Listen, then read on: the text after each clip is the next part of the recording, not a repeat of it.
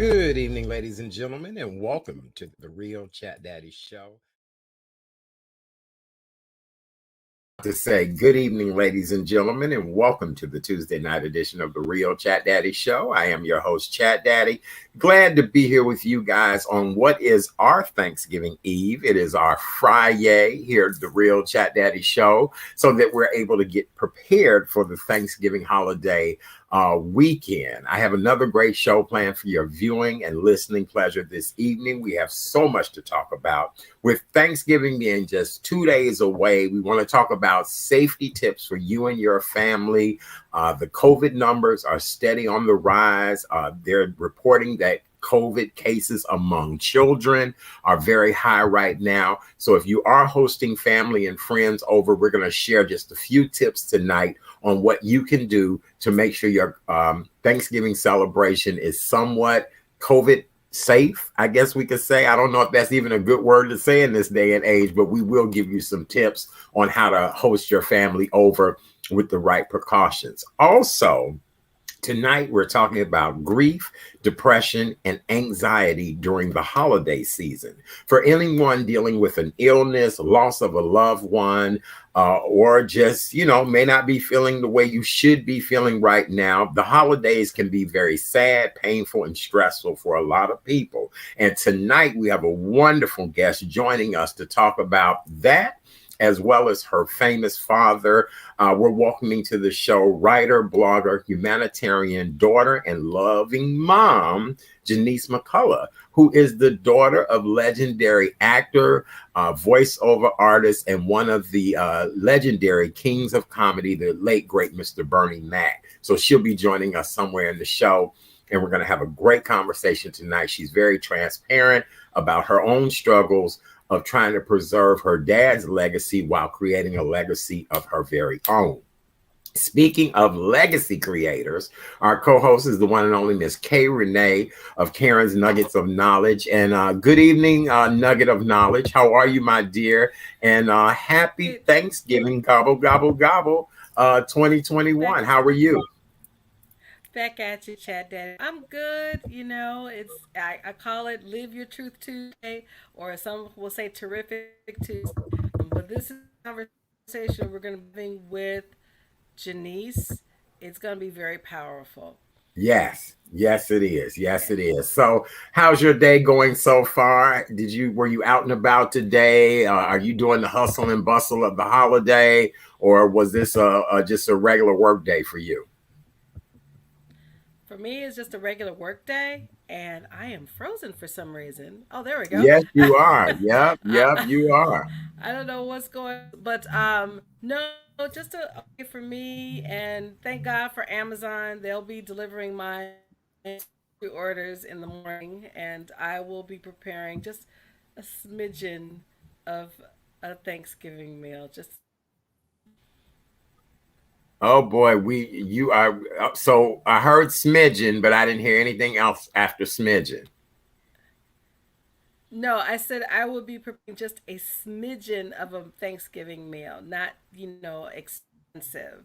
So Oh, okay. All right. Well, I had to venture out today. It was a choice between going out tomorrow, which is usually a no-no, or going out today. And something said, get up, get dressed, go get the things that you need to make sure this meal that you're making is complete.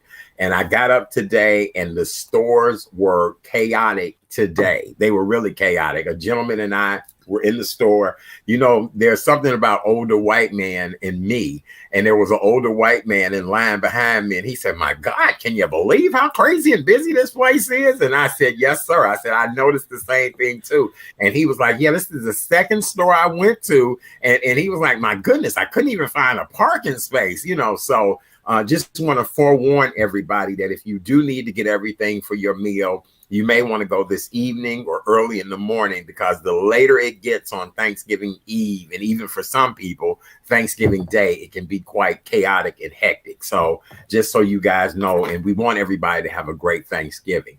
Well, okay, Renee, we have so much to talk about tonight. I'm excited to welcome Janiece to the show. She's just an amazing woman.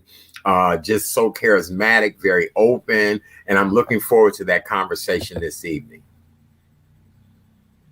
Me too, definitely. And when you talk about the holidays, I've often mentioned to my sister there are times I just want to wait. I want holidays to just really quit from October 31st all the way to January 1st because it can be very painful, especially when you've lost a loved one during the holidays.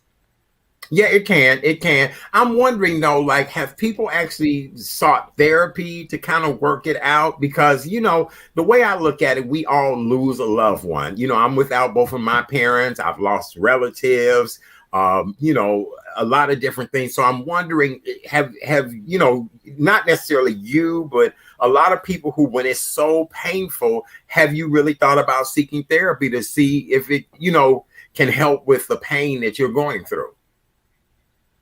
Oh, I absolutely.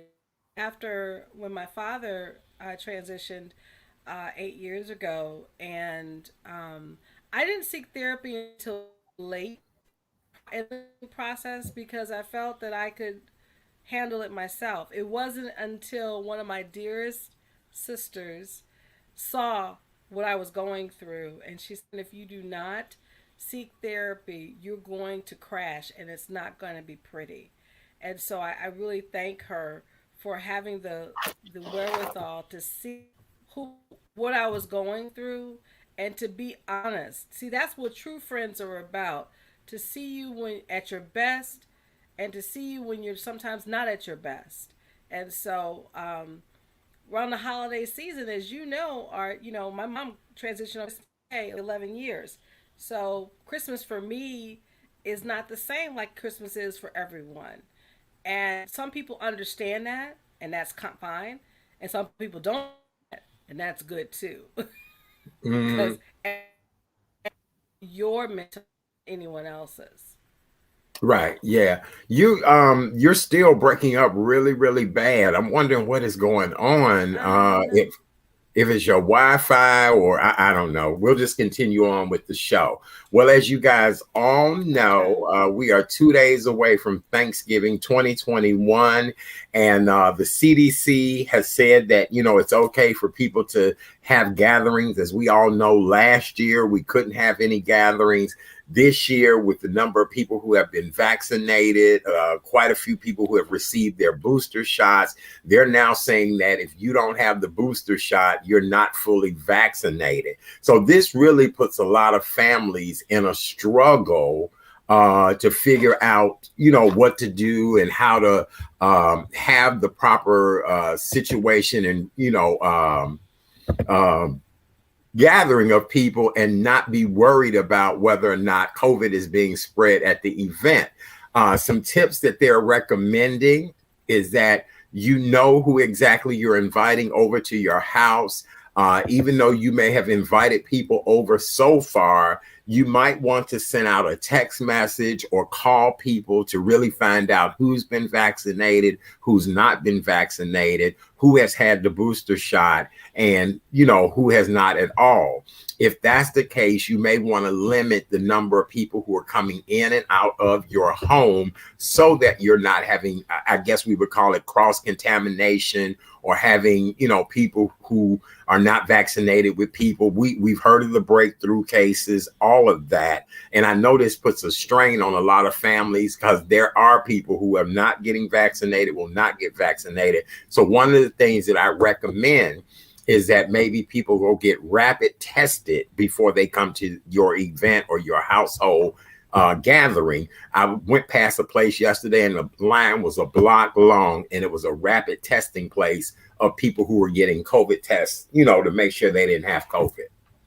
Oh yeah, most of those places are Well, packed, and there are places where you can go and find out your results in hours now, and they'll send you something to your phone or your email letting you know your status. And of course, if it's positive, they'll contact you quicker, but you'll get something that'll let you know.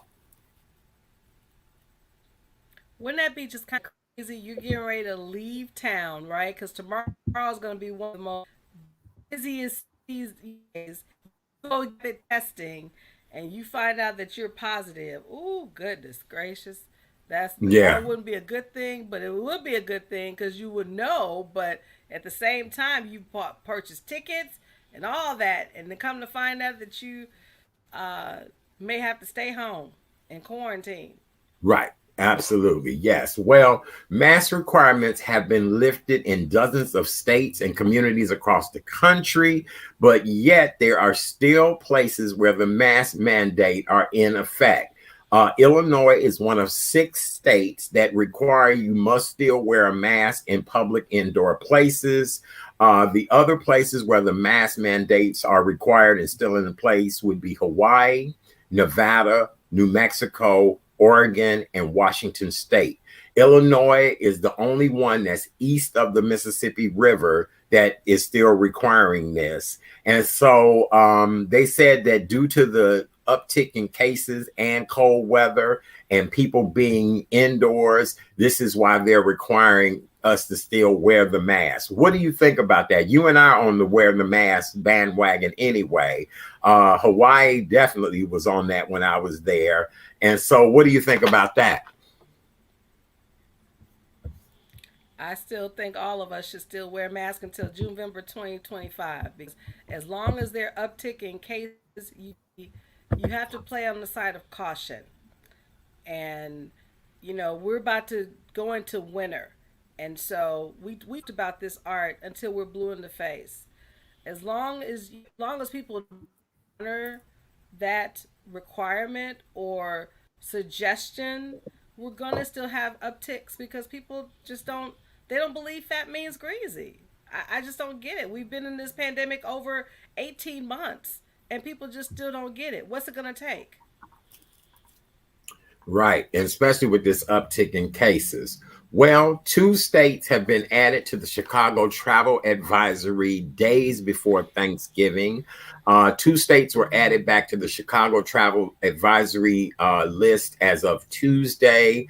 Right now, the warning list contains 40 states and 1 territory. Connecticut and Maryland have both returned to the orange category under the travel advisory, meaning that unvaccinated travelers traveling to and from those places and or states that are on the list need to test and quarantine upon arrival into the city.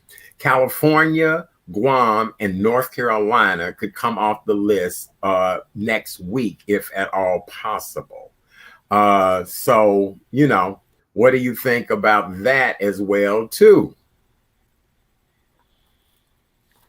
I'm kind of surprised that California is not on the list. As big as that state is, you would think they would want to have a mask requirement. But you know, I don't know the rhyme or reason.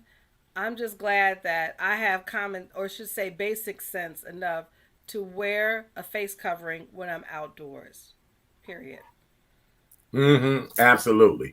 Yes, I will be wearing a mask and doing the right things as well too. Stay safe and stay out of trouble.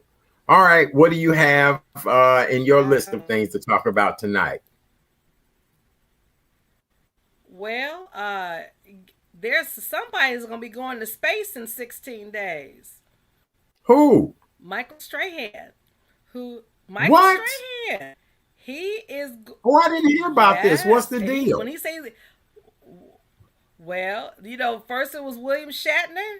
Move over, William Shatner. Now it's Michael Strahan, the Good Morning America and Hall of Famer, is going to be Blue Origin's next flight of space on December What? 9th.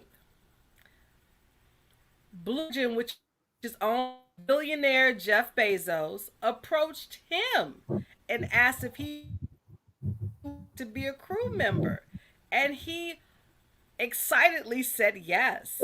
So he announced this morning in a Good Morning America segment. He is like a little kid just waiting to go up in space. So kudos to him. It's going to be, I think, a team of 7, and of the 7, there's going to be a father and son will be traveling with Michael in space. So kudos to Michael. Very good. Oh, that's really, really cool. What else you got? On a interesting note, everybody know who Kevin Spacey is, right? If you Yes, don't know of who Kevin course. Spacey is, well, he's been ordered, check this out, Art, to pay $31 million to Media Rights Capital, the production company behind his hit series House of Cards, which was on Netflix. And you remember he was on House of Cards for 5 seasons until he was fired in 2017. And so this revelation came in a petition filed Monday, yesterday, in LA County Superior Court, in which the company is asking the court to confirm the award in its judgment against Spacey and his loan to for his producing companies. So they've been battling for years, but now the gauntlet is about to be drawn. He may have to pay $31 million. I saw that on the To news him, and I that's was like, probably just like a man, dollar. huh? I said for I him, didn't it's hear like you. a drop in the bucket. I said for him, it's a drop in the bucket. Right, right. Yes, absolutely. Wow. Interesting. Uh, I'm hearing reports that television talk show host and radio personality Wendy Williams is in a wheelchair and is suffering from dementia. And so I've been trying to confirm that story. I do know that Sherry Shepherd will be hosting her show for maybe a week or so in December. It had been rumored that Nick Cannon possibly could be replacing her. This is really sad about Wendy Williams if this is really true, but I had been reading this several different places. I hadn't seen it in Rolling Out as of yet, but they said that she is battling health issues so bad that she is in a wheelchair and that she is suffering from dementia, early signs of dementia. Just that's a shock to me, and if I hope it's not true, is we're going to be keeping Wendy in prayer because no one would like to go through what she is allegedly through right now. So that was kind of shocking to me as well, and I have been like trying to search if it was actually true, and Yes, I have I been have not looking got as well confirmation too. yet. Yes, yes, this is just You horrible to know, say the least.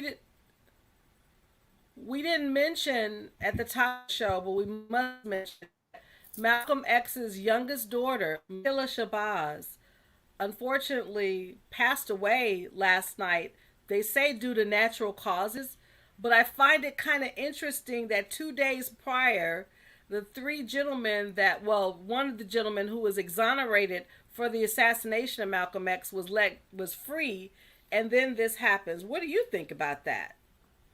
You know what? I thought it was just weird as well too that she would just up and die like that. A lot of people are saying the same thing, asking the same question because it just seems weird. You sometimes you can say, "Oh my goodness, what a coincidence, an unfortunate coincidence." But I'm like you, after these men have been exonerated and now all of a sudden she came up dead, it does, almost say what really happened here. It begs the question of, should this be investigated in some type of way? Well, we will see what happens. But she was 56 years young, and I saw a photo of her, and it's just she looked like the spitting image of Malcolm X. And Yes, yes, so, she does. prayers go out to her sisters, her daughter. Both father and mother are now spirit. So, just prayers go out to the family because that's just really sad. Aloha to our friend Espresso. Hey, brother. Yes, she was found dead Yes, yesterday in her apartment aloha. in New York. Yes, she was. Yep. So Yes. when I saw that last night, I was just like, "What?" And I know quite a few other people that are like, "Something's fishy about this." I'm wondering if she had been poisoned or had somebody did something to her just for her to die like that. Just it's weird to say the least. It really is. And then we do want to send our thoughts and prayers out again to everyone in Waukesha, Wisconsin, where, they were celebrating the holiday parade this past Sunday. There's now been another death related to that. So we're now up to 6 people dying. The number of people who have been injured, that is now, that number is increasing, where people have gone to the hospital. They're finding out more children, a lot of, just injuries and things like that. That's so sad. And then they collected all of the items that were left and beautifully displayed the items in an auditorium where if people want to come back and claim them. And the news reporters was showing today where there were shoes, chairs, water bottles, cell phones, because it's something like that. It was chaos and pandemonium, and people were trying to get their children to hospitals. You leave all that stuff behind, you know what I'm saying? And then imagine if you were in the parade and one of the people who, got hit, or you may have had a lunch bag or whatever the case may be. And so that's just horrible to know that. And again, our prayers go out to those people again. I'm with you, Lori. Maybe the stress of all of this has affected her. I agree, because my mother suffered from early dementia and she was under a great deal of stress. And that's one of the things where I try to keep my stress level at bay, because my mother started to have early dementia and she was just in her early 60s. Because how old is Wendy Williams? Her late 50s? Yes. Right. Yes. Yep. Okay. What else you got? Well, on a lighter note, a Greensboro, North Carolina mom became a mother at 50. Wow. Check this out. Even more incredible, Art.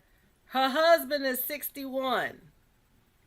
Really? Their first-time parents. Yes. Susie and Tony Troxler shared their decade-long fertility journey, and the miracle birth of their baby girl came.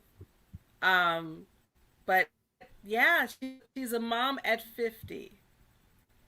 And wow. I will say this: if people ask me, could I be a mother to a newborn now? I don't know if I could. I wouldn't mind adopting, but I don't know if I would, try to be a mom at my age now. I don't know. Oh, absolutely. That will be on my body.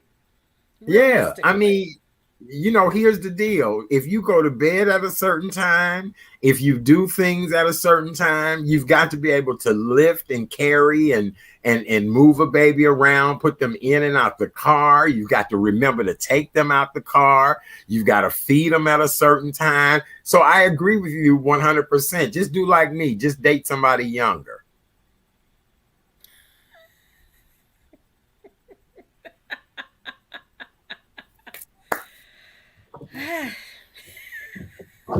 Like a baby.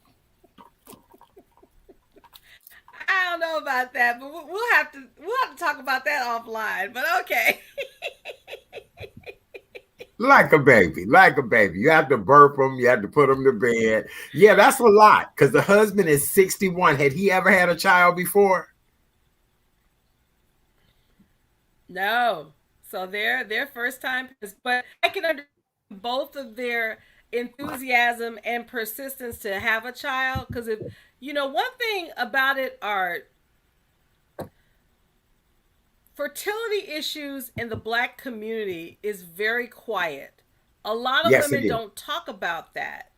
And so now I'm glad that it's being open, because you think about it, women are supposed, the thing is supposed to have children. If not, something is wrong with them. And so it's really interesting now that a lot of women are sharing their story. And I'm they're doing that. I mean, our former first lady, had those type of challenges. She talks about that in her book Becoming. So it's definitely a topic that is very sacred and very quiet, but I'm glad people are speaking up about it. Yes, yes. Oh, that's too funny. Oh my God, chat. Did you say remember to take them out the car? Yes. And I'm gonna tell you why I said that. I'll go to a restaurant and have a doggy bag and sit it on the back seat of the car, and we'll get home, get out the car, and forget the damn doggy bag. Get all the way in the house and be like, man, I sure would like to eat some of what I had. And go, damn, the bag is in the back of the car. So imagine that's the same thing I would do with a baby. And then we hear the stories all the time of people who rush in, Right. forget the babies in the back of the car. They're even putting devices in the car now to let you know you've left the baby in the car. So, I mean, I hate to say, but at a certain age, you like, oh Lord, I done left the baby in the car. So, you got to be careful about things like that. Yeah, yeah. But wait, you told me a story yesterday that a certain celebrity had pledged a certain black fraternity. We forgot to Yes, mention that yesterday. But yes. did he pledge? And we're wearing one of the colors tonight. We are. Actor Lance How about Gross. that? Actor Lance Gross has become a Kappa man. And I guess through Howard University, or did he go to Howard University? But he is now a man of, he's a man of Kappa Alpha Psi. Yes, he is. Crimson and cream. And we're wearing the crimson part. But speaking of crimson and cream, guess what? On the female side, there were 6 women of distinction that were honorary members of Delta Sigma Theta. One being MSNBC's Joy Reid, Yes. Abby Phillip of CNN. Trying to think who else was Michelle Howard. She's a former Navy admiral, and I'm sure this is Makillah's sister, Atala Shabazz. I bet you that she's a daughter of Malcolm X. And then Uh, Colette V. Smith, who is NFL's first black female coach. So they okay. are members now, the honorary members of Delta Sigma Theta. So Right. good company. And did we mention Lettucey as well too? Lettucey, yes, thank you. Lettucey was Yeah. also accepted honorary membership for Delta Sigma Theta Sorority Incorporated. You got to say the whole day. Absolutely. And the ladies actually are having their convention in Atlanta right now as we speak.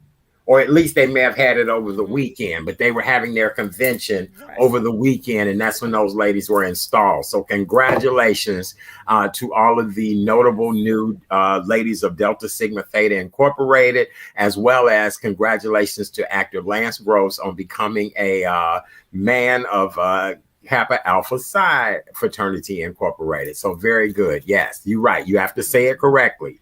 Yes. Had you ever Gotta thought say it about correctly. pledging, K. Otherwise, Renee? yeah, I tried to pledge in Oh, undergrad. okay. Just Got you. say that I was not accepted because I was told that all my information was not submitted at the proper deadline. And you know your little sister. I'm always on point, on time. So when I questioned the process, especially I sent the information certified mail return receipt before the deadline, that just let me know somebody did not want me online. And so I was like, we will be me Fappy Sorority Incorporated. Oh, okay. Very good. I just had a cousin call me today and say that she got accepted to be at AKA. So I'm very excited for her, and I'm gonna start looking for her some Yeah, pink and green stuff. But I'm very proud of my cousin. She absolutely. is going into the political arena. She's just a wonderful person, and I'm Okay. excited for her. So yes, very good. All right. Well, let's talk I about no, wealthy. I have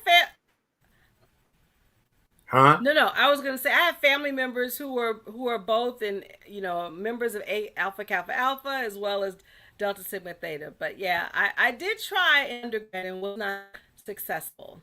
Oh, well, so sorry to hear that. So sorry.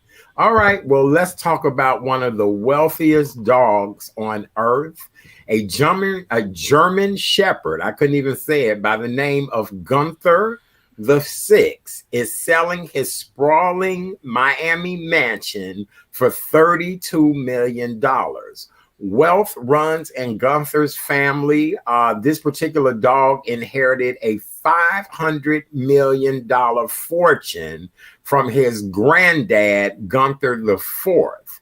Then the Gunther the Fifth became a millionaire once the granddaddy passed it down, and then this dog passed it down as well too. According to news reports, German Countess Carlotta Löwenstein, when she passed away in 1992, gifted her dog Gunther III a multi-million-dollar trust, which at the time was reported worth $58 million. Over a course of time, the fortune, of course, dwindled down because people had to take care of Gunther. Now, keep in mind, this dog lives in this sprawling mansion by himself with a full staff. A full staff, okay? A full staff. Yes, ma'am. So he has holding companies, all of that. It's a Tuscany style villa, which once belonged to Madonna, but was purchased from her in 2000 for $7.5 million. The mansion, which was built in 1928, personifies luxury and it's a sight to behold both inside and outside. The house has 9 bedrooms and 8.5 bathrooms. It has grand staircase, stone entryways, fireplaces, a maid's quarter, you name it. It has everything that you would want in it. It is 7,947 square feet. And it is owned by a dog. So now, what do you think about all of that? Now, when I say to you, going to the dogs, that's a damn shame. That's a damn shame. Okay, I have a question. This countess did not have a able-bodied person. I mean, she left everything to the dog. She left everything to the dog. The dog inherited the mansion is worth 32 million. The dog who originally got the money, the woman left the dog $58 million. She left her dog $58 million. And now this is the great grandson of that dog. And this dog is now selling the mansion for 32 million. I'm trying to figure out, like, did the dog one day just say, well, I got to go. This too much damn house. Who gonna keep paying all? I mean, I'm trying to figure out who the hell made the decision that this dog gonna sell this mansion. I'm trying to figure that out. Like was the dog sitting up watching TV one day and just said, Lord, this is just too much damn house for me. I mean, and then I'm trying to figure out, like, somebody pimping somebody in this situation. Somebody is pimping somebody that a dog owns a 9-bedroom, 8.5 bathroom mansion and is living in this mansion by itself. Somebody pimping somebody. You know what I'm saying? It's so much pimpery going on in here that it's not even crazy. There must be an executor. There has to be an executor that's controls money. The dog cannot speak. The dog cannot, only thing he can put is his paw down, and when he don't like something, he'll put his paw down and say, damn it, this is not what I want.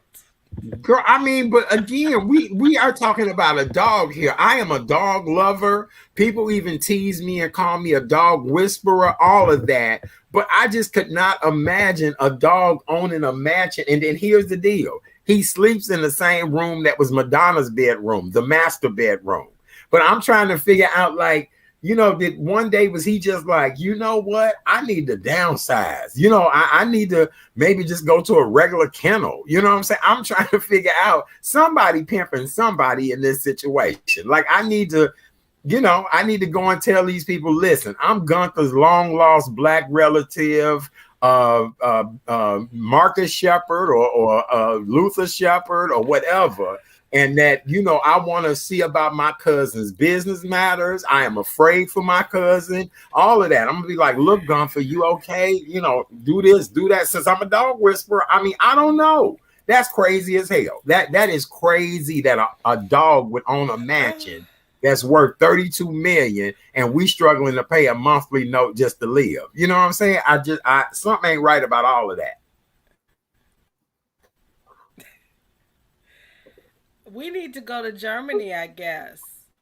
We should go. I guess we need to do something like that. We do. We really, really do. All right. Well, for those of you all that are just joining us, welcome to the Tuesday night edition of the Real Chat Daddy Show. I am your host, Chat Daddy. So glad to be here with you guys on a beautiful Tuesday night. It is our Friday here on the show. We are getting ready for Thanksgiving 2021. We want to wish you and your family a wonderful Thanksgiving. Make sure you guys love on each other, stay safe, do the right things. This whole who's vaccinated, who's not vaccinated, all of that, that's a matter of personal choice. Stay safe, do the right things. We have a wonderful guest joining us in just a few moments. Tonight, we're going to talk about anxiety, depression during the holiday season. The loss of a loved one, or if you're experiencing an illness, can be quite traumatic. And we have the daughter of a major celebrity stopping by tonight to share her lovely story of being the daughter of a major celebrity, but also her own personal struggles of dealing with making sure she is identified as the person that we love and adore.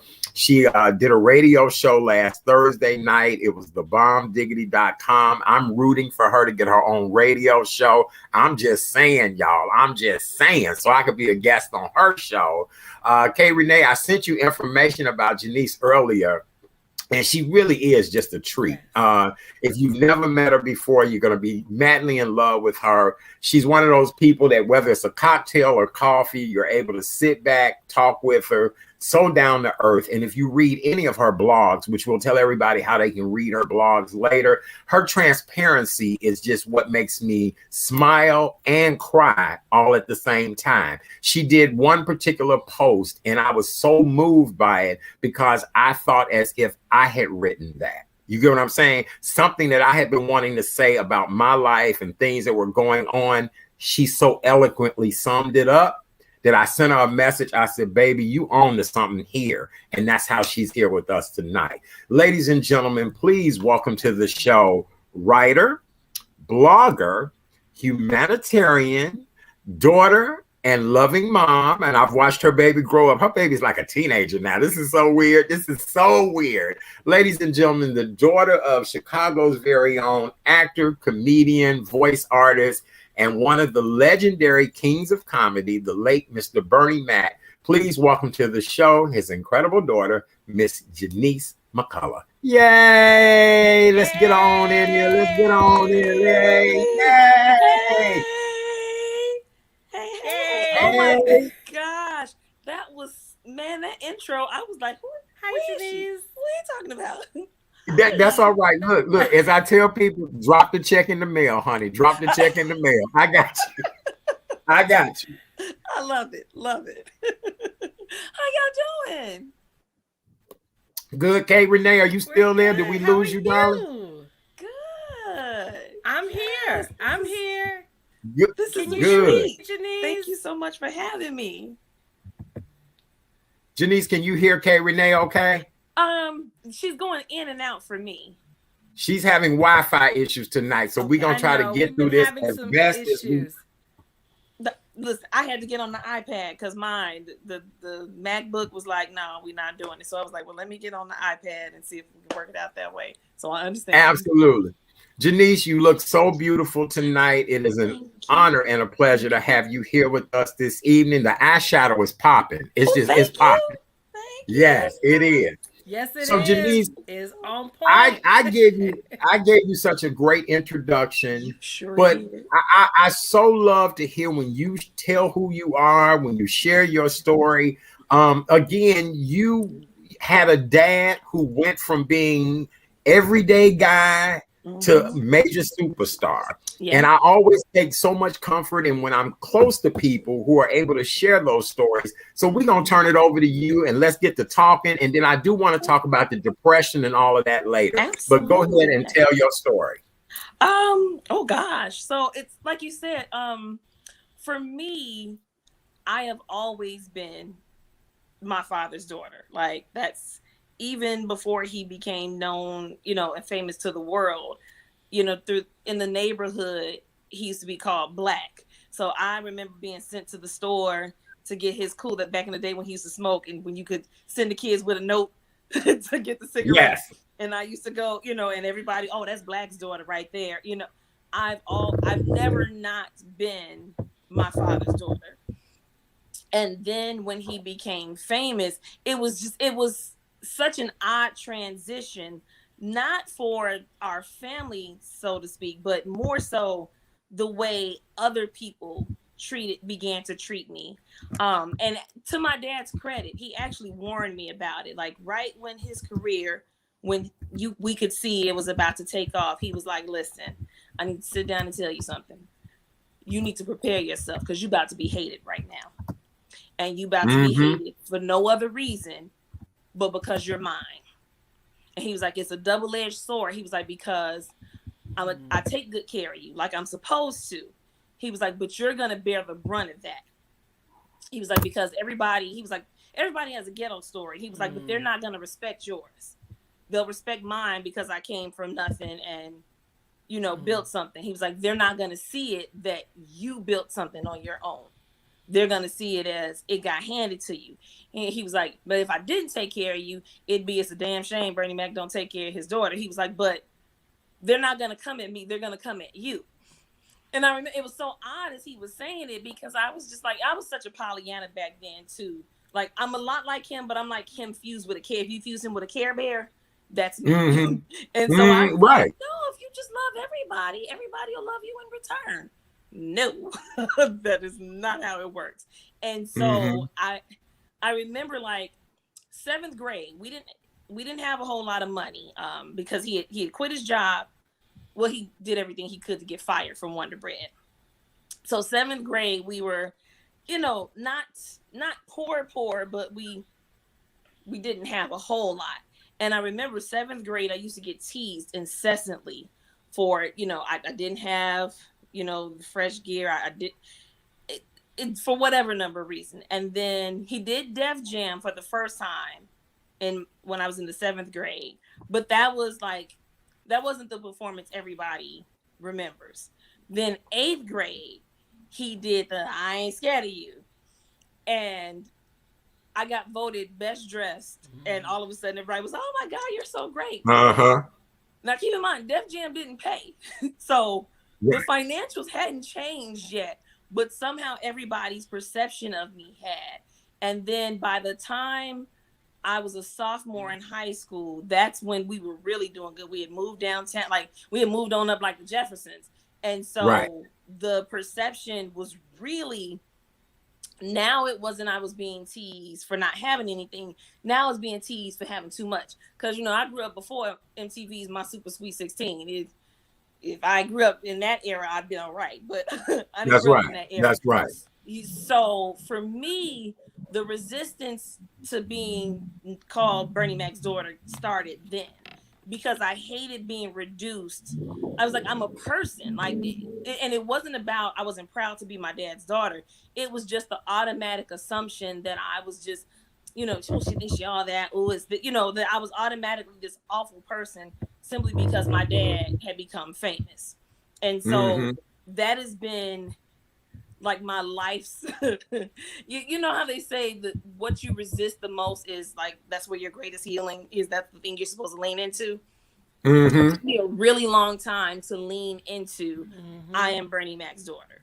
Like even once he died, it was still like, I would go places, and people, oh, you're Bernie Mac's daughter. And it would drive me crazy. Cause it's like, no, but I have a name. Like, can I at least be called my name? Y'all don't even want to bother to know my name. Right. And so for me, that has been my, like, when you ask me who am I, it's a double-edged sword, because I know I'm Bernie Mac's daughter, but I hate people going, "Oh, you're Bernie Mac's daughter," but it's who I am, and so it's like, I don't know, how do I embrace it? Do I not? And so I finally, I'd say within the past 2.5 years is when I've learned to embrace it. Like, there's no getting around it. Like, as you said, he was iconic. There's no getting around it, and the longer I fought it, the more it persisted. So I was just like, well, let me just stop fighting it. Yes, I am Bernie Mac's daughter. And now, because I'm more comfortable with myself, because I love myself now, even if people are reducing me to, oh, you're just Bernie Mac's daughter, it doesn't bother me anymore. Now I'm just like, yeah, you're right, I am. And I keep it moving. You know what I think the biggest issue is, and I'm so glad that you're saying what you're saying, because when a lot of times when we as African Americans who have been struggling for so long to make a name for ourselves, to get that notoriety and that fame, people don't realize I'm still shopping at Aldi's. I'm still, going to Walmart. I don't think we ever get that training like, I tell people, it's funny to me that I know famous Black people that still don't have a publicist or have people or a manager or somebody to train them. And again, I understand your dad's story. I understand it to no end. And people think, oh, just because you're famous now, that it's a lot of wealth and autonomy that comes with it. And it really is not. And I'm so glad to hear that coming from a female, and you're younger than me. And it's a beautiful story, Yeah. Like, because to your point, it took him years to grasp that, okay, we have money now. Like, you don't have to do this. Like, I remember my sophomore year in college and undergrad, I brought my roommate home with me, and we went out to eat. And he started throwing like all the ketchup packets and the salt and pepper packets and the crackers, that put these in your purse. Go ahead, put these in your purse. And my roommate thought he was playing. And I was like, no, I was like, he don't know he got money yet. Just put it in. Just act like you put it in your purse and put it to the side. So then we went to the movies, and he was like, y'all stand over there. 2 children and 2 adults, please. Right. Did your father just say 2? I was like, girl, he don't know. He don't know he got money yet. So yeah, to your point, it's a very, like you said, that struggle. You get the money and the external circumstances change, but until you really get it within yourself, nothing for you really changes. No, it does not. And that's what I keep trying to tell people. If you have learned to survive off of $20 a week, even when you get more money, I tell people, I've always been budget conscious. It's just between gigs and trying to make things work and hoping people pay you on time and all that kind of stuff. So it's refreshing to hear something like that. Kay Renee, you want to jump in here too? Well, one, it's just so refreshing to hear your authenticity, Janiece. And yes, you are Janiece. You are definitely that girl like I am. But I know for a fact that your father is smiling, laughing, saying, that's my baby girl. Don't she is cry. Doing things and doing it. So I'm sending you lots of love right now, Miss Je'Niece, because I know I had a chance to meet your dad at the Cotton Club when he was just starting, and I said, this man is about to go somewhere. And just to watch his career just escalate. And one thing I loved about Bernie was he was a family man. He loved your mother. He loved you. And just know, Janiece, that and you're a star, a diva, and just so you know what diva stands for, because I'm a queen of acronyms. Diva stands for determined, intelligent, vivacious, and accomplished. Oh, I like that. You are a diva. Well, thank you. Yes, you are a diva. I like that. Yes. So I mean, I want to know. How I love the photo of your daughter. You and your daughter in the background. Oh, thank you. What does she think of her mommy? what does she think of her mommy, and what would she like to do to enhance not only her grandfather's legacy but her mommy's legacy? You know, she is like, that's my heart right there. And one of the things that I love about her is that she's a lot like me. So raising her, I've gotten a chance to kind of like reparent myself, so to speak. Like all the traits that I used to look at myself and judge myself harshly for, she has a lot of them.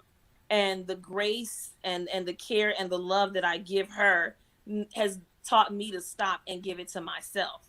So one of the things that she's always telling me, she's constantly telling me how kind I am, how graceful I am, how I make it a point to understand people. She tells me I'm smart. Like I tell her she's my hype man. Like I'm like, oh shoot. Like when she starts talking, I'm like, yes.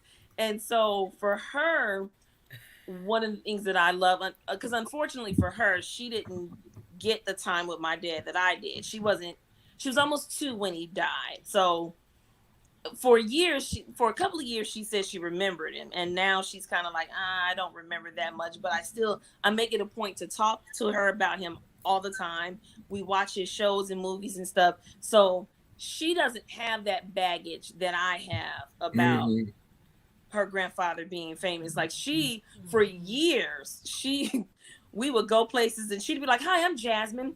My grandfather's Bernie Mac. And this is my mom. She's his daughter. Like she would, and I was the one like, oh no, don't tell people. And she's like, why? Because he is like, so she is like, that's part of who I am. Yes, it is. Even if you don't ask, she's like, yes, because you were wondering it. Yes, I am. Like, so Wow. I love that about her. Wow. You know what? I want to talk to both of you ladies about being daddy's girls. And Janiece, I was reading some of your posts about, just your father being so strict. Kay Renee, you and I have known each other for over 30 years. I know you come from good mother and father, good backbone, as they would say.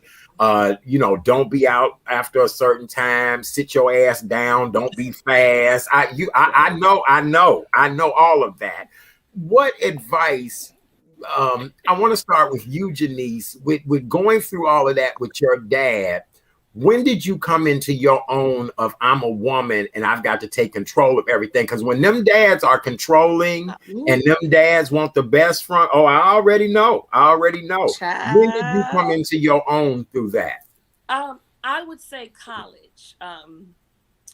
Like going to college was one of the best things that could have happened for me because it gave me the space to just breathe without, him hovering, even though he still would call, don't make me get on a plane and come down there, but it was still the distance. So it gave me the opportunity to explore, like, well, what do I want out of life? Well, who am I? You know what? I used to say this all the time, but I don't really agree with that. Why was I always saying that? Oh, because that's what was, pushed down my throat. So I just assumed that. So college was when he and I really butt heads a lot because I was starting to come into my own.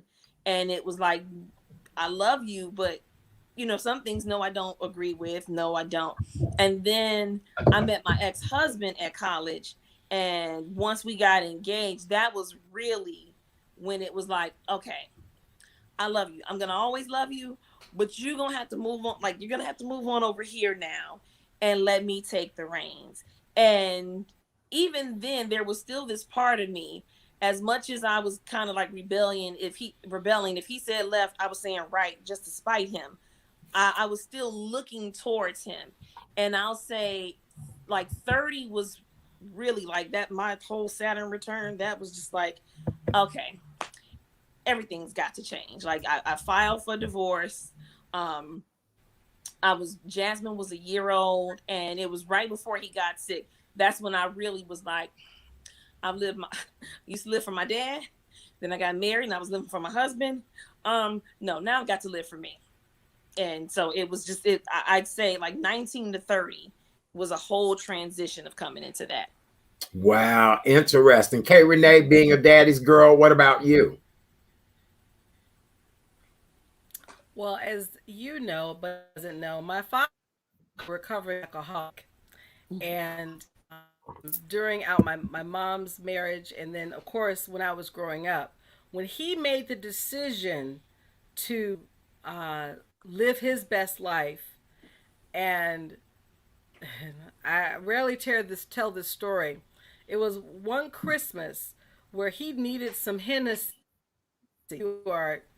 and he wanted me to go to the store to get him some. And I said no. He tore my ass up, and that's when he was going through his own personal battles with alcohol. And on January 3rd, 1986, into rehab. And so when in going in rehab, I rarely saw my father cry. But I told my dad, I said, listen to me. You're going to have to, if you're going to stop drinking, for you, not my mother, not your brothers and sisters, for me even, but for you. And I think and he cried, I mean, he was bawling. And I said, Daddy, when I get married, I'll walk me down the aisle. Nobody else. So if you're going to do this, do it right. And he was just bawling. And I think for me, because my dad, even though when he was a functioning alcoholic, when it came to me and men, he ready to knock the S out. So when he made the decision to stop drinking, it was a change for both of us. When I got married, he walked me down. You, Janiece, he ain't care for my ex-husband either. Girl, And I girl, that's a went through show in some and of itself. things. Okay? I went through some things, and I, to the point where I was hospitalized, and that's when I was in my late 30s. He said, baby, let me tell you something. You're going to make it through. You're going to get through this. You turn within. And see, my dad was not a religious type of person, very spiritual though. He's, but you're going to get through this. And then what you don't know, Janiece, my parents were in a very bad accident 17 years ago. And that's when that's when he relied upon me. It seemed like the role had reversed. And, being that caregiver for him, my father had leukemia. He had cancer. And, before he transitioned, he said, I'm just letting you know I'm proud of you. That when I got divorced, he was happy like my mom. But I said, Daddy, I will always be your baby girl. Always. Oh. Always. And my father, like your father, had the one thing they have in common, sarcasm. They use sarcasm and wit, and both of them. Yep. I'm sure they're up in heaven just laughing and say, look at our baby girls. They just doing it. Mm-hmm. Yep. And that's what I'm proud about both of you women is that, overcoming the obstacles, overcoming the downfalls, just even, somebody like Janiece who is sharing the story of, look, this is my daddy. I don't look at him as famous. I don't look at him. I remember the lean times, moving, as you say, the George and Wheezy moments, all of that, which takes me into our next part about grief, depression, and anxiety. And so, Janiece, I want to kind of talk to you because I'm telling you, when you wrote that post and I read it, you talking about an Oprah aha moment. I hit you up immediately like, wait a minute now. You didn't hit the nail right on the head with this. What made you want to address anxiety, grief, and depression in your life and start becoming a catalyst to help other people? So, I've always been the type of person that I want to help people. And if I can help you, if I can help someone else avoid the pitfalls I've fallen into, help you learn and be better than me, that's always been like a motivation of mine. But when it came to like the grief and the depression and snowballing into, anxiety and depression combo, it really was just, I held it in for so long and was just dealing with it by myself and doing the thing that, you know, a lot of people who are depressed, you know, feeling like, well, one, I'm alone in this. I'm a burden. I don't want to burden anybody with my problems. I don't want to be a downer. I don't, you know. And then there was all this shame that I had about it, like to the point that I would even, you know, tell myself, "Oh, I'm embarrassing the hell out of my dad right now. Like I know he's looking at me like if you don't get yourself together." And I had a dream one night. He came to me and he was like, "Are you done beating yourself up? Because there's no need for you to do it." And then he apologized to me. He was like, you only you only treat yourself like this because that's the thing that I did to you when you were growing up. So you think this is normal. He was like, I'm so sorry. I didn't know any better, but I never meant any of those things. And I actually woke up crying because of it. And I remember just feeling like, okay, I gotta do something, like I gotta start letting this go. But I still didn't really know how to get out of it myself. And so my big like turnaround moment came in 2016. It had snowballed so bad that I was just like, I'm tired. I don't want to live anymore. I don't want to be here. I'm about to end it all. So I called one of my best friends, and when she picked up, I said, do me a favor. Just make sure my daughter knows I love her. That's your only job. And she knew what I meant, because over the years, I would say things like, you know, and people would brush me, oh, girl, you talking, you crazy. And I'm like, no, I'm serious. But that night I was really serious. And she kept me on the phone for like till 1:00 in the morning. And she wouldn't let me off the phone until I promised that I wouldn't do anything. Mm-hmm. And I was like, yeah, okay, I promise. But deep down, I was like, by the time you check in, I'm out of here.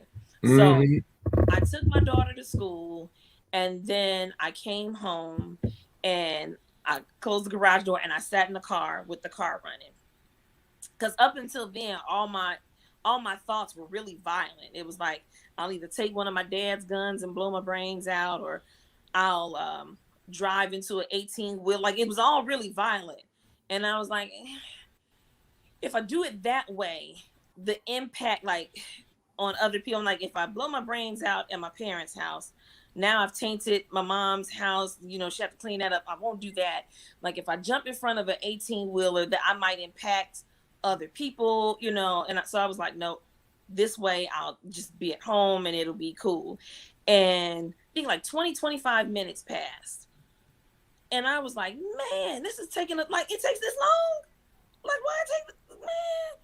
And I just got bored. Like, it wasn't, oh, I don't want to do this anymore. I just got bored. And I remember feeling like, okay, well, I'm hungry now, so I'll eat. And so I got out of the car and I made myself something to eat. And then I was like, okay, now after I ate, I was like, I'll go back to it. But then I was like, oh, you know, if my understanding is that when you die, the body releases itself. That's going to be a big mess for people to clean up. I'm not going to do that. So I'll wait. So then I wound up waiting so long that it was time to get my daughter from school. And I was like, well, now I got to get her from school, because the plan was to be gone by the time she needed to be out of school, where, you know, somebody, my mom, you know, everybody on the emergency list could have gotten her. Now at this point, I'm like, there's a chance they might catch me if I'm not there. So let me go get her from school. So then I got her from school, and then it was like, okay, I'll do it tomorrow. Well, the next day came, and then I was like, my house is really junky. And if I do this and people come, they're going to see my house junky. So I won't do it there. And it just it was just all these little micro decisions that I was making to put it off. But it was never a concrete resolution of, no, I no longer want to do this. It was just all these little decisions that kept coming, until one day it wasn't so much that I didn't want to anymore. It was more like, it's probably not going to work if I do it. And that'll just be one more thing that I fail at. So why even bother? Mm-hmm. So I was like, well, if I'm not gonna ended and I'm just here. I guess I'm just here. I don't know what I'm doing. I'm just whatever. Mm-hmm. And I just kind of was just trudging along, like I just still in this fog, but just kind of just trudging along. And then in 2019, I took my daughter to a counseling session, and at the end of the session, the counselor was like, "So listen, part of my job is to pick up on, I pick up on people's body language and the things that they're not saying. And I'm looking at you and you're looking like you've got something really heavy going on." And when she said that, it clicked for me, because that's the way that I used to describe how life felt to me. Heavy was the word I used all the time. Absolutely. And she said, "I know we're here for your daughter, and that's great. We can do that. But we can also take care of you. Do you feel like you want to talk to somebody? Could we make a session for you?" And in my head, I had the automatic, "Oh no, I'm fine," like ready to go. But that's not what came out. What came out instead was, "Whew, okay." And she said, "Great." And she didn't even say, "Call me to give me a card." She pulled out the calendar right then and there and was like, "Hey, here's my next session.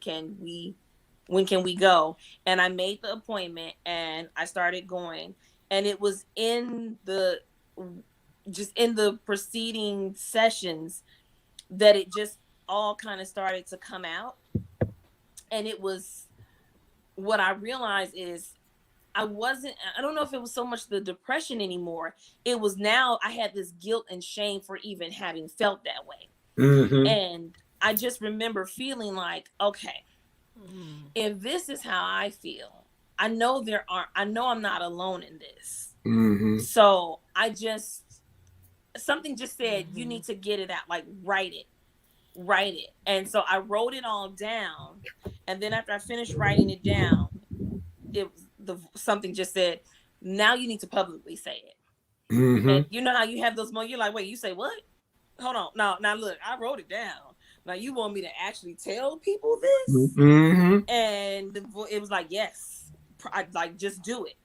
And like I hemmed and hawed, it was like Myrna in A League of Their Own on the bass, like Right. I don't know.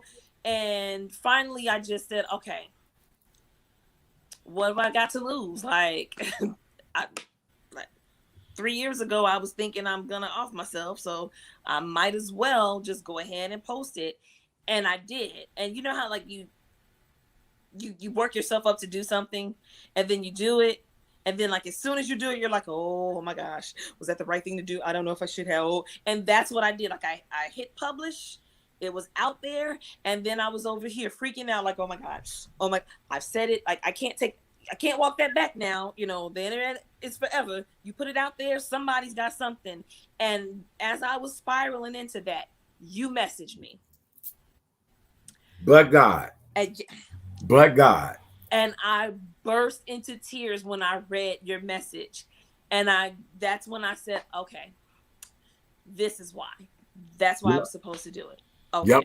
Yep. You did what I considered an outstanding job.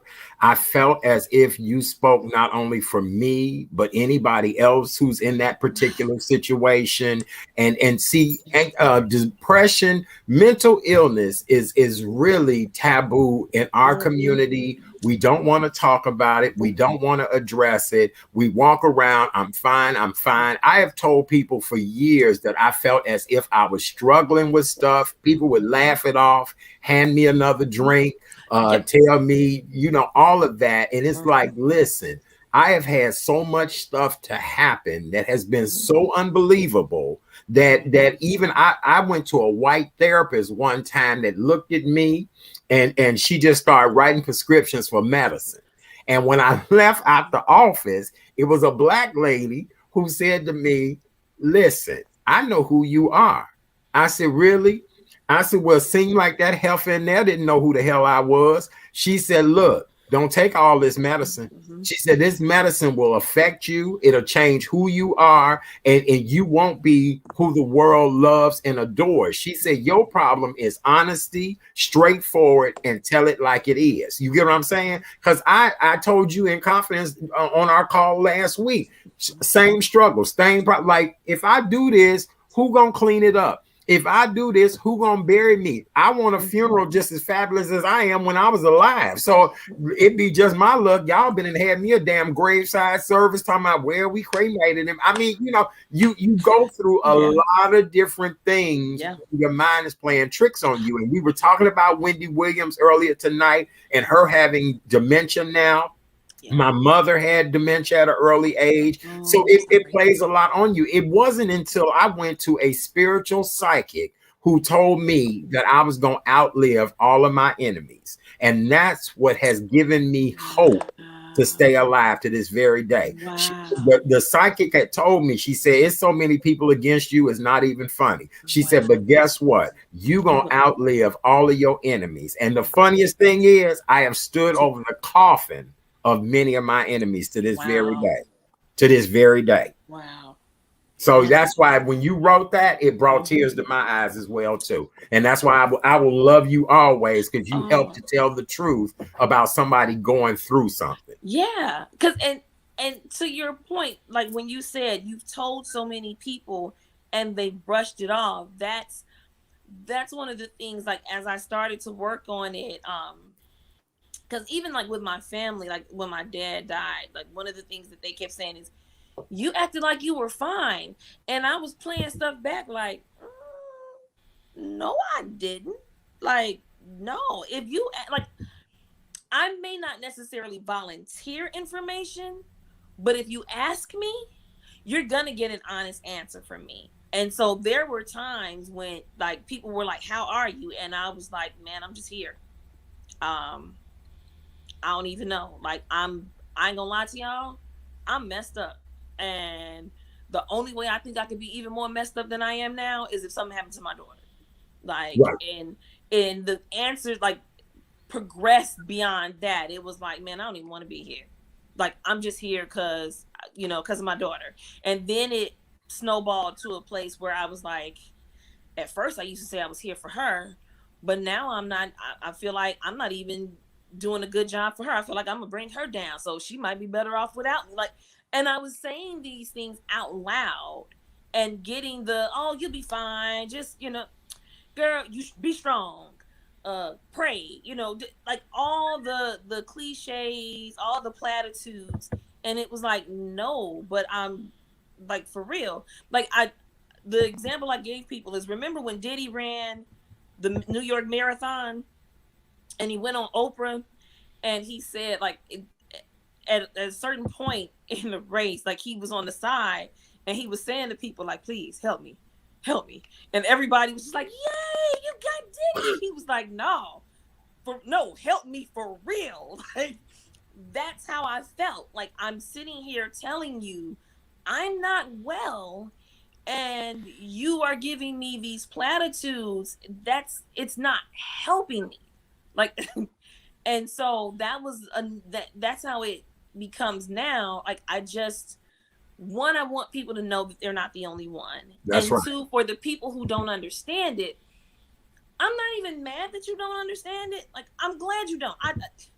If you never have to be depressed, anxious, or anything in your life, I hope you never do.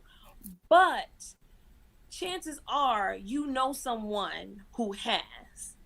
And we all need support. Like, this whole be strong, do it by yourself mentality, it's gotta go. We were not made to live alone. We were meant to live in community and be supported and love and support one another. So the odds of you knowing somebody who has gone through it, who is going through it and needs the support, is really high.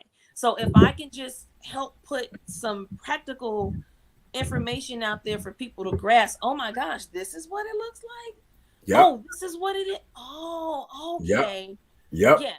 Yes. Yeah. We could talk for the next 3 days. Kay Renee, what do you want to say as we wrap up with our guest tonight? Because I told you You just, oh my God, anything that I can do to help you, if you do anything on a larger scale about this and need a male voice, please, you know, because it's already enough LGBTQ, it's already enough being a black man, it's already being enough being a black man that has touched fame, but yet has been treated like crap. So it just, anything that I can do to help your cause, please let me know. Go right ahead. Absolutely. Yes. Kay Renee, what were you going to say? Uh-oh, did we lose him? Speechless right now because as Janiece was, no, I'm here. I'm here. Can Okay, you we hear got me? you. Yes, we can. Go ahead. Me? Yes, Yes, we got you. Speechless because described is what I after my father passed. I'm grateful that I had from another minister recognize what I was feeling. Because if not, I probably would not be here. Because you have your daughter, Je'Niece Jasmine. I'm an only child. I have no children. My father was the last link of my family. It was my dad, my maternal uncle, and my nana. He was the last one. And at his when folks saw me just crash, they were like, "What's wrong with her?" If, like they're looking at me like she needs to grieve because I wasn't grieving at all up until that day. But then I tried to put together because that's what you're supposed to do. And it took one of my sisters to really speak with someone because I crashed. You crash, you won't be able to come back. Um, with that, talking to me, describe my boundaries, what I need. Um, I always my parents on their spiritual. They have you come in this world. That's that date. But when you leave, that's the day. So I always try to honor both my parents when they left here. But I tell you, during the holidays, it gets tough. It really does. And when I think when I'm at my lowest, that's when God comes in and says, I have you. I haven't spoken to in years. As Art mentioned, I've known Art for 30 years. When something is not right, because he'll pick up the phone and say, "What you doing? You all right there?" And I'm like, "How the hell did he know what was going on?" It was just that, look, as the fortune teller said, I know he all does it things. all the time. I do, baby. You can't get nothing past me. I'm sorry. That's just who I am. I love it. Not at all. But it's just really it's so refreshing, Janiece, and whatever I can do to help your cause, I'm a phone call away. Thank you. I said to you earlier, both are just smiling. They're saying yes, yes, yes, yes. And so thank you so much for just speaking your truth and being so authentic because that's what we need, especially in this pandemic. We were talking about earlier, this has gone bat snick crazy. Yes. It's some real truth that you have in your dad. He spoke truth, whether you liked it or not. And so you are your father's daughter. Yeah. Yeah. So thank you for that. Oh, thank you both. Yeah. Oh, this has been Sending so you a beautiful. big hug. This has just really been the most beautiful thing. And I think 2 days before Thanksgiving, this is the conversation that people need to hear and should hear because people are going through it this holiday season. Kay Renee just said from Halloween until January 2nd, it's just, and it's a lot. What advice would you give people about the holidays, Janiece? It's unfortunate because it's one of those things that there's no way around it. You've just got to go through it. But I'd say give yourself grace, because I think one of the first things well, first things, allow yourself to feel and be wherever you are with it. If you are just like, man, the holiday season, I can't, I'm overwhelmed. Let yourself do it, because one of the first things we like to do is we try to numb ourselves and suppress it. We go into denial and we know I'm fine and we try to fake it, no. When it comes to this, you've got to, because that energy has to move, right? Otherwise it's going to get stored in the body and it's going to come up, it's got to come out some kind of way. So you might as well just give it the space to be. And just find a way to find some type of enjoyment, even if it's just right now. What's gonna make me happy right now in this moment is if I put on some stupid, movie that's gonna make me laugh, or if I just sit in quiet for a minute, or if I go for a walk, whatever it is, allow yourself that.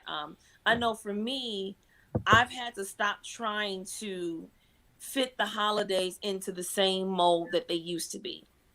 They're not the same. It's not like, that's look, right. since 2008, Right. the holiday, they're just not the same. And even when I was trying to, right. even for my daughter, like it would creep up on me. Like you said, Halloween would come, like soon as November would hit, I would get real melancholy, and I couldn't figure out why. Like, what? Yes. Why am I feeling? I don't know what it is, but it was the season was coming up. So I stopped trying to, fit it into, well, we used to do this when my dad was alive, so I'm going to do this in his memory. So I've had to find ways. Now my daughter and I do our own little traditions and stuff to just make it ours, because otherwise it was like I was just chasing this ghost and trying to fill up this hole that just, it was like a leak in the bottom. No matter how much I tried to fill it up, it just wasn't happening. So yeah, just find, if you can find some kind of way to make the holidays your own, even if it's just skip the holidays this year. Because I've had those years where I'm like, nope, can't do it. Yep. Don't look for me. Not doing it. Nope. Yep. I agree with you 100%. Yep, I agree. Ever since my mother died in 99, and I had a horrible relationship with my father. I couldn't even tell you what day he died, when it was, any of that. And so holidays mean nothing to me. Now I am gonna cook because I have people that like my cooking. People look at me all the time and say, "Wait a minute, you're not gonna eat?" No, I cook for therapy. I cook for to get through it. I do want some of what I cook, but I probably won't be able to eat it right then. But I have made a decision that I would rather spend holidays traveling. I've sat at so many people's Thanksgiving tables, and I'm like, I don't know a damn person around this table really like that. But y'all, this is good. I eat that. Give me some more drink. Look, K. Renee, you mentioned Hennessy. That's my drink now. So but it's just, I don't know. It's weird, and people just don't understand it and get it. And I don't know. I love this conversation tonight. I'll probably end up crying after this show is over. Same here. Right, because this is something that people just don't talk about. You know what I'm saying? I'm gonna replay this show tomorrow night and Thursday, because it needs to be talked about. Really, it does. Yeah. Yep. A lot of great feedback, ladies. Preston, yep. The expectations of the holidays change when you get older. Absolutely. Yes. My girl, I love what she says here. Thank you, Miss McCullough. I'm so touched. Another only child and daddy. Rest in heaven, girl. Absolutely. Yes. Sending you love. Yeah. Yes, absolutely. What, in closing, what do you want to say to the audience tonight? And I'm gonna put up your blog information. Okay. In closing, I just want to say, love yourself, love each other. I love y'all. And the whole, be strong mentality, we got to let that go. Strength is a quiet trait. It doesn't boast upon itself. It shows up when it's needed. It does what it needs to do. And then it exits stage left, and you go. But the feeling of the emotions, whatever it is you're feeling, that's not weakness. Our emotions, our feelings, that is our strength. They're showing us where our attention needs to be paid and what we need to do from there. So just let that whole mentality of trying to be stoic and strong and numb, because that's not the strength. Like I said earlier when I started, what you resist is just going to keep, it's just gonna keep tapping on you like, excuse me, I'm still here. So be easy on yourself. The same grace and care and love that you give to everybody else, give it to yourself, because you're just as deserving of it. Very true. Very true. Kay Renee, what do you want to say to our guest before we say goodnight to her? Miss Janiece McCullough, as my always says, your life may be the only Bible reads. I do hope not only with your blogs that I see another book in your future.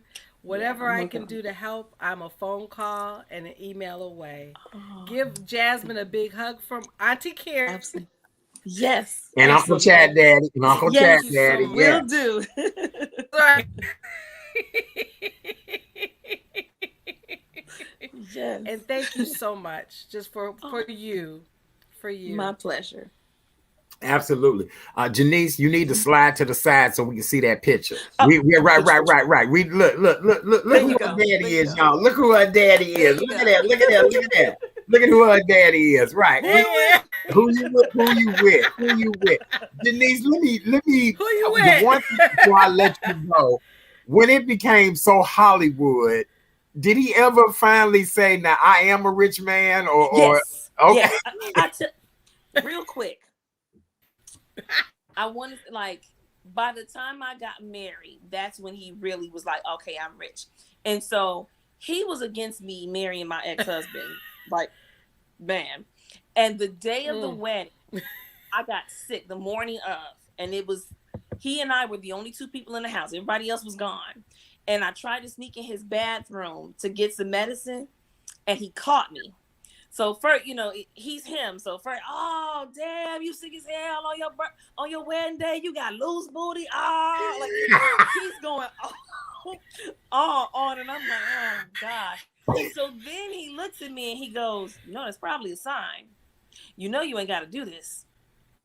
And I was like, I mean, because I knew I shouldn't have, but I didn't know that I had, like, I didn't have I didn't know my own power yet to say, no, I don't want to do this. So when he said, you don't have to do this, he was a money guy. So I was like, well, you already paid for everything. Man, that man looked at me and said, shit, I'm rich. We just have everybody at the reception have a party. Right. Yes. Yes. Amen. Hey, that's what I'm talking about. Yes, right. Just have a big old party and be like, look, it didn't happen, but look, eat up, drink up, and have a good time. That's exactly what he said. Yep. Oh, I love it. I do. I knew. I was like, man, at what point do somebody go from being broke to being so successful and rich and be able to say to their family members, I'm rich, bitch. You know what I'm saying? Yes. That oh my God. Well, Janiece, we just love and adore you. Happy Thanksgiving, my love. Thanksgiving. Please give your mom, your aunt my love. I love your auntie so much, and your baby girl. And we really appreciate you spending some time with us tonight. For anybody that may be going through anxiety, depression, any of that during the holiday, just take comfort and faith in knowing that it is well in your soul, no matter what you're going through. If you do feel as if you're struggling and maybe wrestling with thoughts of suicide, we ask that you please reach out to the National Suicide Prevention Hotline number. Here it is right there. How dare us have a conversation like this and not help people at the end? This show is all about laughter and truth and stories. But if anybody is struggling and going through anything, please give the National Suicide Prevention Lifeline a call at 800-273-8255. And please get the help that you need. Kay Renee, this has been incredible. Janiece, this has been incredible. I just love both of you. I do. Love you too. Thank you guys so much for having me. Yes, look right here. Scorpio Love said, woohoo, Janiece, we love you. Yeah, we do. You are amazing. You really are. For more information, tell them how they can follow you on your blog. I put it right here. Go right ahead. Oh, yeah. But I'm real easy to find. Bernie's daughter on everything. Yep, Bernie's daughter, you guys. Please follow her. Bernie's daughter. Yes, please follow her, support Great post that she does. I mean, just powerful information. She's going to be doing more conversations like this. I just had a conference with her last week. Look, this is your calling, my dear. This really is. It really is. Like I again, that's another thing that I fought and resisted, and I was like, yeah, this is bigger than me. So yeah. Yep. Mm-hmm. You look, one day you're gonna turn to me and like, I'm rich, bitch, because you told me to tell my story, and I'll be like, girl, I told you.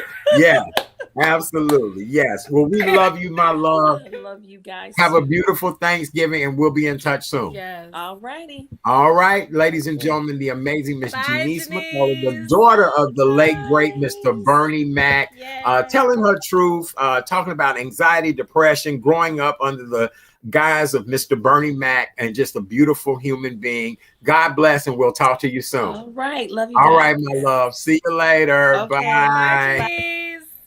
Oh my God, that was incredible. That was so good. Oh my God, I'm gonna replay this every night this week. That is excellent.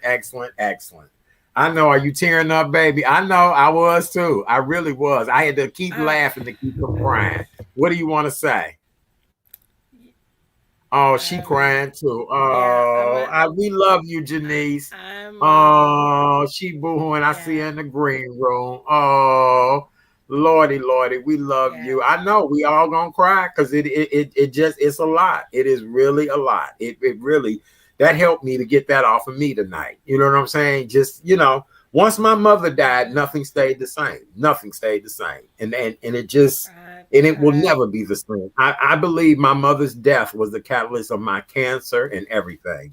And just never got a fair shake at anything that I've tried to do, any of that. Do you want to do a nugget of knowledge before we get off? Because I know we all crying right now. This is just a lot. It's a lot. I'm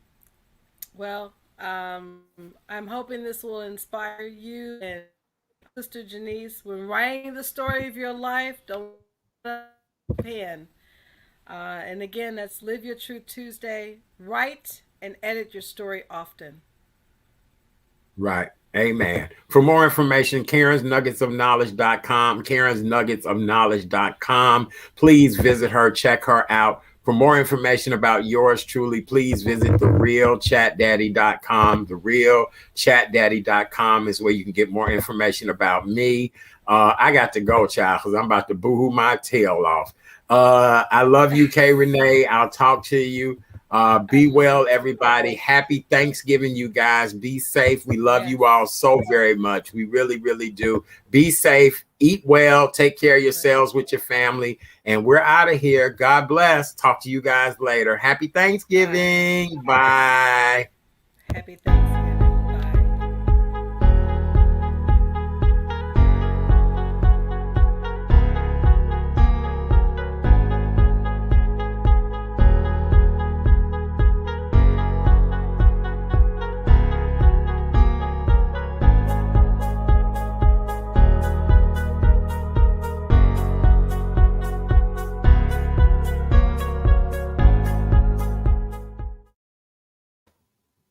Oh, Jesus.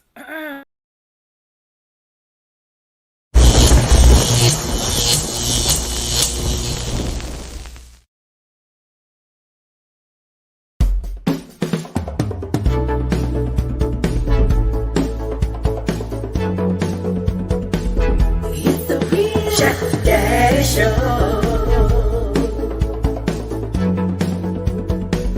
It's the Real Chat Daddy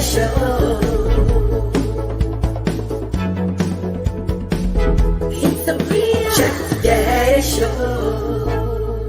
Good evening, ladies and gentlemen, and welcome to the Real Chat Daddy Show.